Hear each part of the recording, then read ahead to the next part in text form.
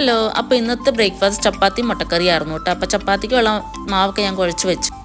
അതിന് ശേഷം മുട്ട വേവിക്കാൻ വെച്ചു. അതിനകത്തേക്ക് ഉപ്പിട്ടു, സവാളയും പച്ചമുളകും അരിഞ്ഞു വെച്ചു. ഒരു പാനിലേക്ക് വെളിച്ചെണ്ണ ഒഴിച്ചു.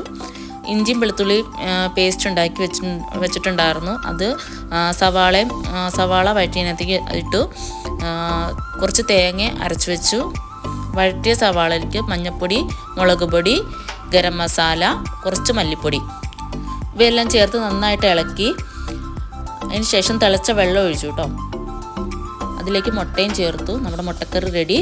പിന്നെ ചായയും വെച്ചു. ഏറ്റവും ലാസ്റ്റാണ് കേട്ടോ ഞാൻ ചപ്പാത്തി റെഡി ആക്കിയത്. അങ്ങനെ ചപ്പാത്തി നല്ലപോലെ പരത്തി, ചപ്പാത്തി നല്ല സോഫ്റ്റ് ആയിട്ടുണ്ടായിരുന്നു മാവ്. ചപ്പാത്തി എല്ലാം അങ്ങനെ നല്ലപോലെ ചുട്ടെടുത്തു. അതിനുശേഷം കപ്പിലേക്ക് ചായയും പകർത്തി. അങ്ങനെ ബ്രേക്ക്ഫാസ്റ്റ് റെഡി.